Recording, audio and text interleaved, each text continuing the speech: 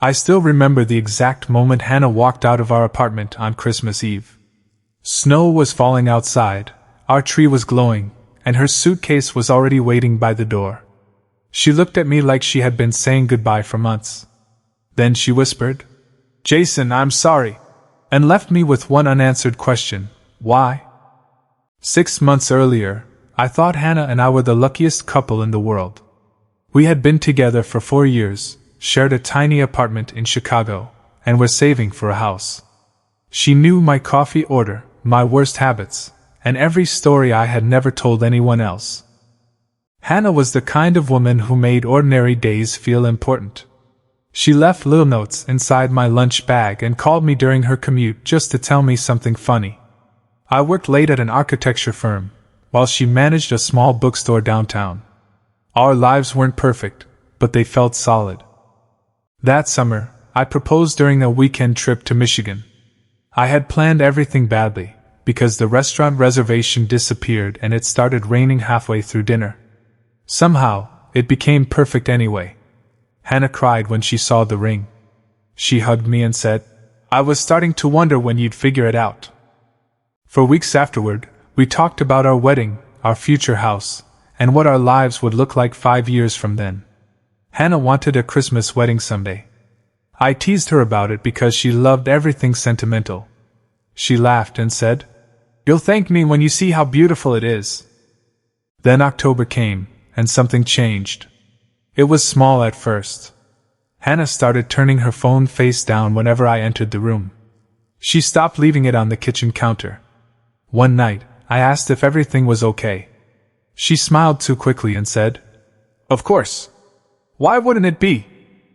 I wanted to believe her, so I did. But the little things kept piling up.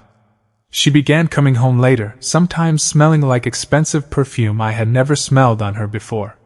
When I asked about it, she said the bookstore had hosted private events. Her explanation made sense. Somehow, it still felt wrong.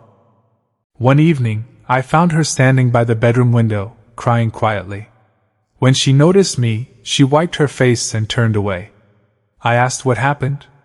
She stared at me for several seconds before saying, "I'm just scared." I pulled her close. I thought she was scared about getting married. I was wrong. A week later, I found a receipt inside her coat pocket from a hotel nearly an hour outside Chicago. The date was a Tuesday when she had told me she was working late. I stared at that receipt until the words blurred. When she came home, I asked her about it. Hannah froze when she saw what I was holding. For a moment, neither of us spoke. Then she said, "Jason, please don't ask me questions you don't want answered." That sentence destroyed something inside me. I asked if she was seeing someone else. She looked at the floor and whispered, "No." I believed her because I loved her. That sounds stupid now, but love can make you defend the person hurting you. I apologized for accusing her. Hannah hugged me tightly, and for the first time in months, I felt relieved. I didn't realize she was hugging me because she already knew she was leaving. November became strangely quiet. Hannah still smiled, still cooked dinner, still kissed me before bed. But there was distance behind everything she did. It felt like living with someone who had already moved out emotionally. Sometimes I caught her watching me while I slept, and whenever I opened my eyes, she looked away. Then she started asking strange questions. "If you had to leave Chicago tomorrow, would you? Would you ever forgive someone for lying to protect you? Do you think loving someone means staying no matter what?" I laughed nervously and asked why she was being so philosophical. She simply said, "I was wondering." On December 10th, I received an email from an unknown address. There was no subject, only one sentence. "Asked Hannah about December 24th. I stared at the screen for almost a minute. I didn't tell her. Instead, I searched the email address, but there was nothing. Whoever sent it knew exactly what they were doing. I started watching more carefully. Hannah seemed nervous whenever Christmas came up. She avoided talking about our plans, even though she had always loved Christmas. Then, on December 17th, I found a folded piece of paper inside her desk drawer. It contained an address and a time, December 24th, 7 p.m. I didn't confront her. I told myself I needed proof before destroying everything. But deep down, I was terrified of what proof would mean. On December 20th, I followed her after work. She drove across town and stopped outside an old brick building. A man was waiting near the entrance. I couldn't see his face clearly. Hannah walked toward him, and he pulled her into a hug. I felt my stomach drop. She didn't push him away. She held on to him for several seconds before stepping back. I almost walked over. Instead, I stayed in my car, watching the woman I planned to marry disappear inside with another man. That night, Hannah came home and kissed me like nothing happened. I almost asked her. Almost. But then she smiled and said, 3 more days until Christmas. Her voice sounded painfully normal. I looked at her and realized something terrifying. Whatever was happening, she had already decided how our story would end. The next morning, I checked the address from her drawer. It belonged to a private counseling center. That confused me even more.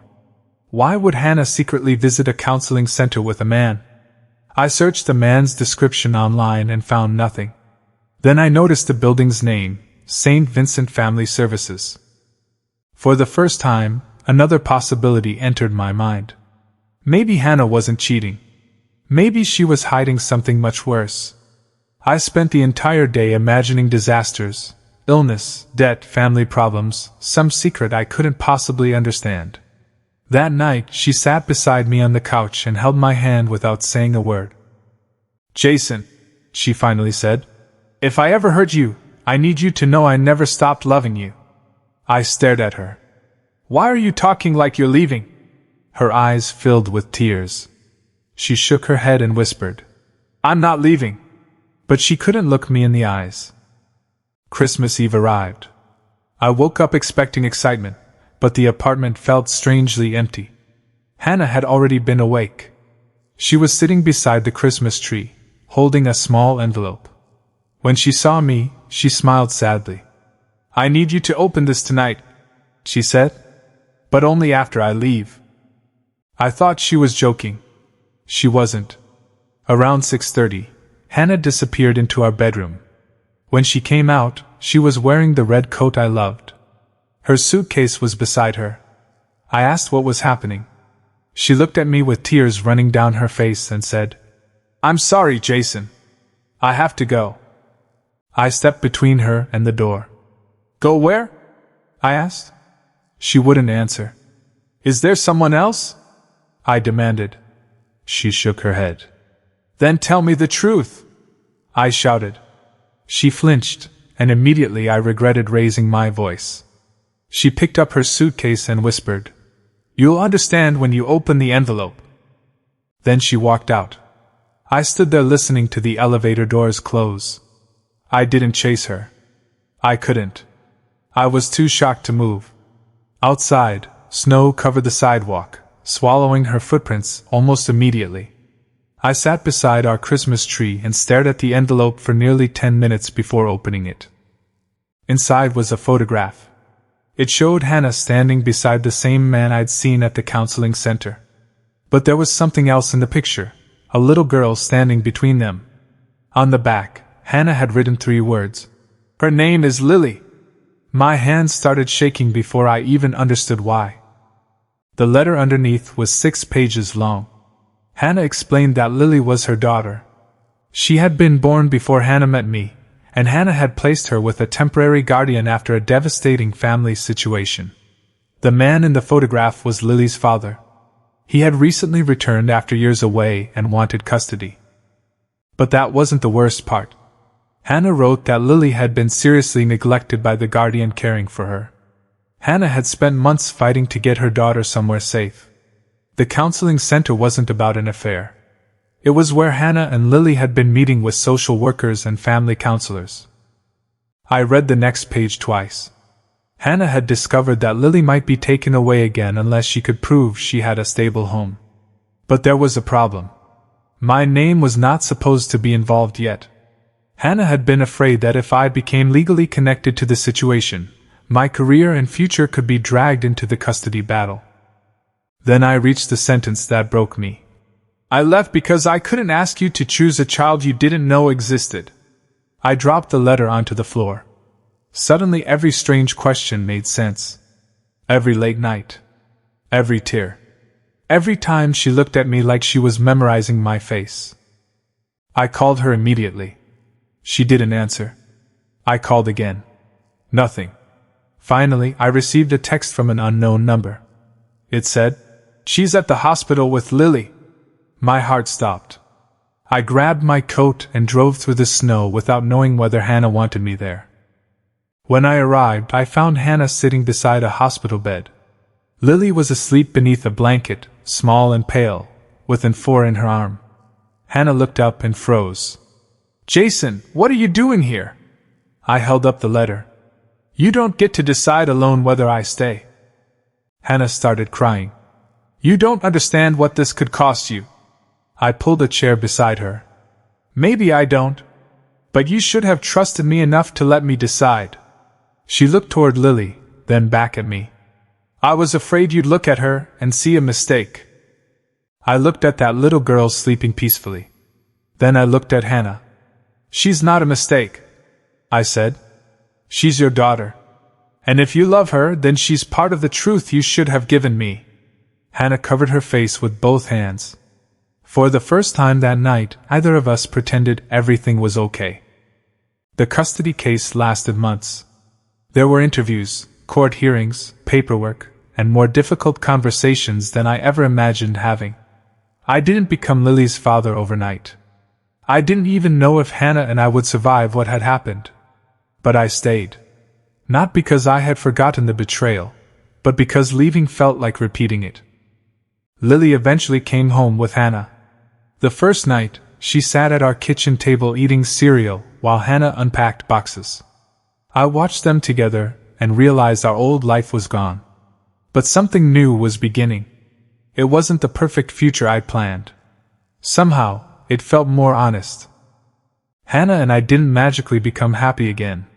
Trust took time. We argued. We went to counseling.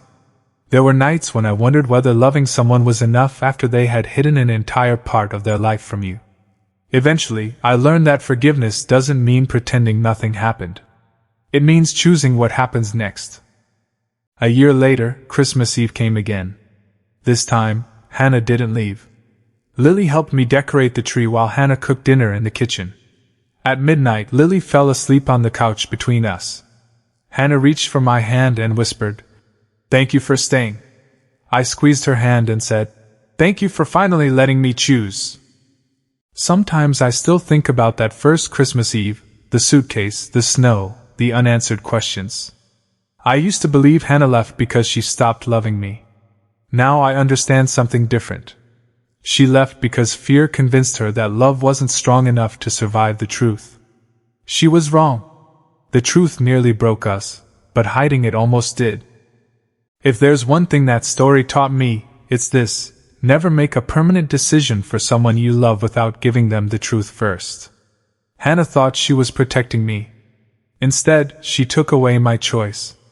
And sometimes, the deepest betrayal isn't what someone does to you. It's what they decide you can't handle. So if you're watching this and someone you love is keeping a secret, don't immediately assume the worst. But don't ignore the distance either. Ask the hard question. Give them a chance to tell you the truth.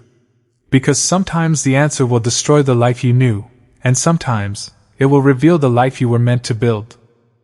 And if you want more emotional stories about love, betrayal, secrets, and the moments that change people's lives forever, stay with me. Subscribe to the channel, because the next story might remind you of someone you once trusted, or someone who walked away when you thought they never would.